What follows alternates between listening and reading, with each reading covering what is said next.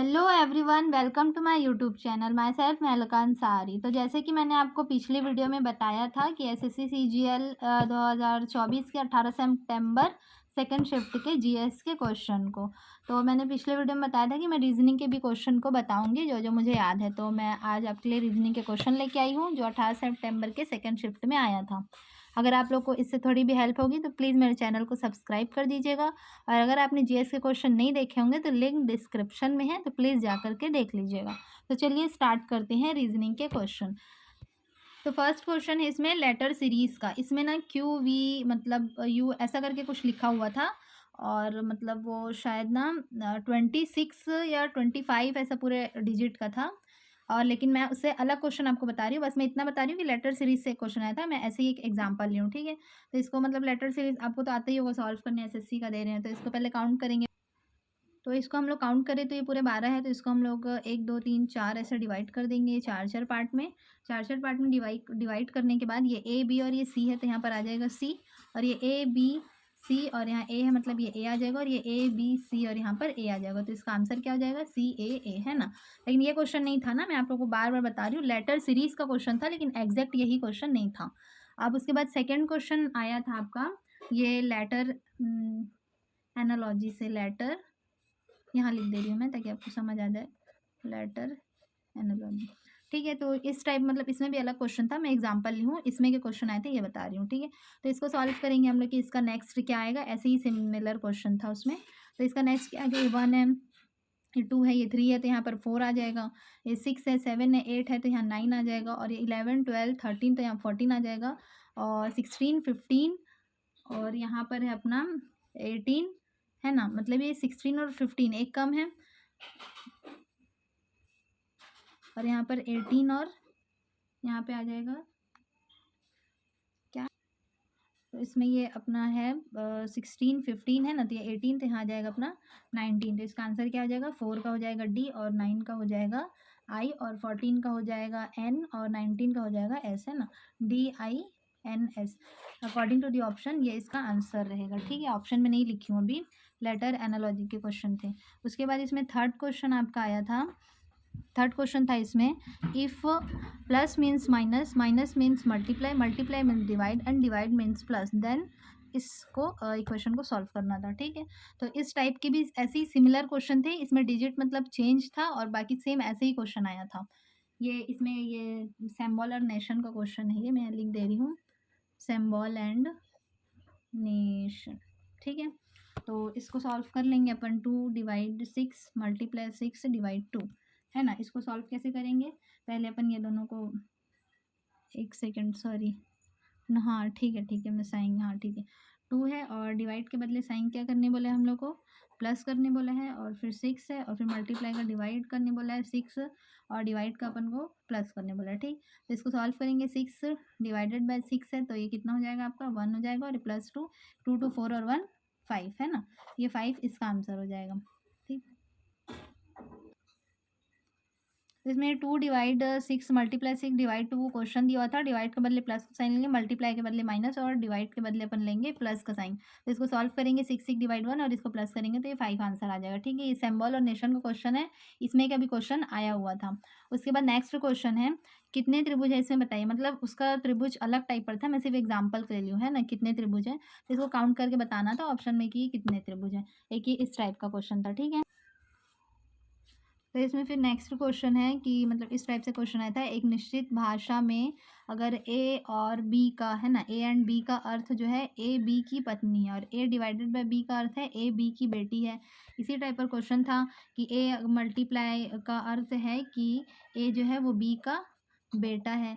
तो इस टाइप से क्वेश्चन आया था एक, ठीक है। ये वाला क्वेश्चन तो आया ही आया था, कन्फर्म ये नहीं था, लेकिन दूसरा था, लेकिन इस टाइप से पक्का था, ये ए बी ऐसे ही करके कुछ लिखा हुआ था। फिर इसमें नेक्स्ट क्वेश्चन आ जाएगा अपना, कागज़ को ऐसे मोड़कर काटे जाने पर रखें, फिर खोले जाने पर ये कैसा दिखाएगा। इसका डायग्राम जो था ना वो इस टाइप से ही कुछ आया था, मतलब ऐसे ही करके ऐसा ऐसा करके कुछ बना था, मेरे को एग्जैक्ट याद नहीं है। इसी को मतलब खोलने पर ये कैसा दिखाई देगा, एक ये वाला क्वेश्चन आया था, ठीक। फिर इसके बाद नेक्स्ट क्वेश्चन था, कागज़ को खोलने पर यह कैसा दिखाई देगा। इसमें डायग्राम जो बना था ना वो ये वाला डायग्राम था, ऐसे और ऐसे। ये वाला तो कन्फर्म यही क्वेश्चन था, ये मेरे को अच्छे से याद है, यही डायग्राम इसमें बना हुआ था। इसको काट के खोलने पर ये कैसा दिखाई देगा, ऐसा करके ये वाला क्वेश्चन आया था। उसके बाद नेक्स्ट क्वेश्चन है कि प्रश्न चिन्ह के स्थान पर क्या आएगा। इसमें से क्वेश्चन था जैसे ऐसा करके दे दिया था 23 और ये हो गया 529 है ना, ये हो गया और 19 ये अपन एग्जाम्पल के लिए ले लिए हैं 26 और ये मतलब इसके आगे क्या आएगा अब इसमें। तो इसमें का एक चिन्ह, इसमें का एक क्वेश्चन आया था कि प्रश्न चिन्ह के स्थान पर क्या आएगा।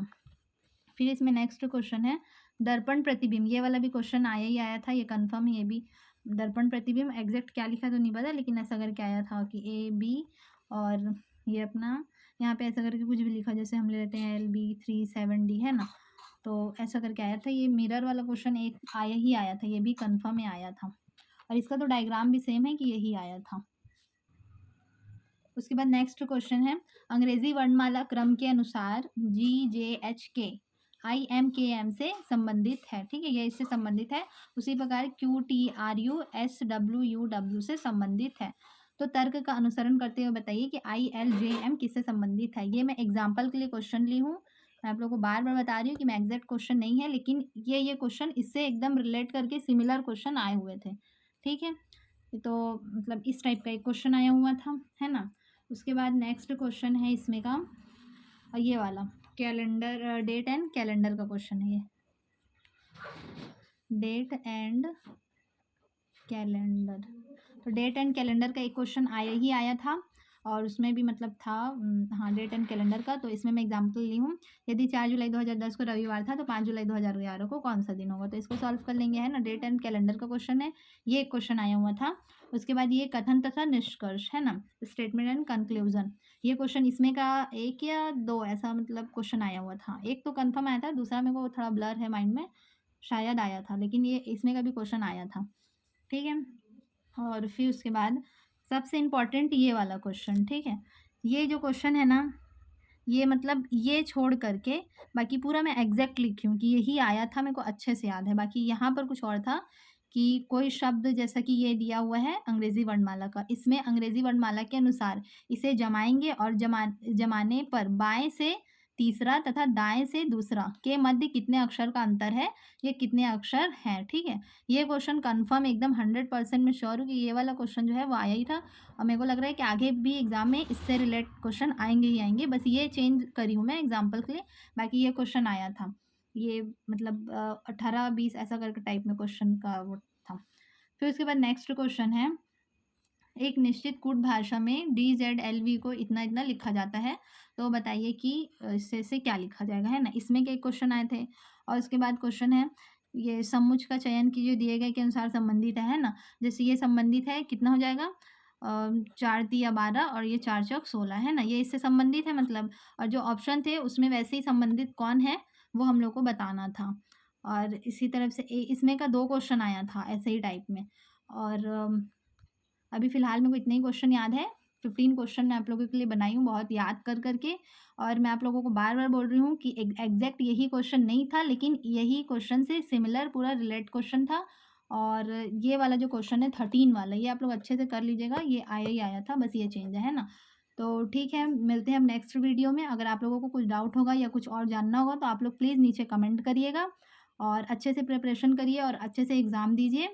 और मेरी वीडियो से अगर आपको थोड़ी भी हेल्प हुई होगी तो प्लीज़ मेरे चैनल को सब्सक्राइब कर दीजिएगा, आगे मैं आप लोगों की और मदद करते रहूँगी।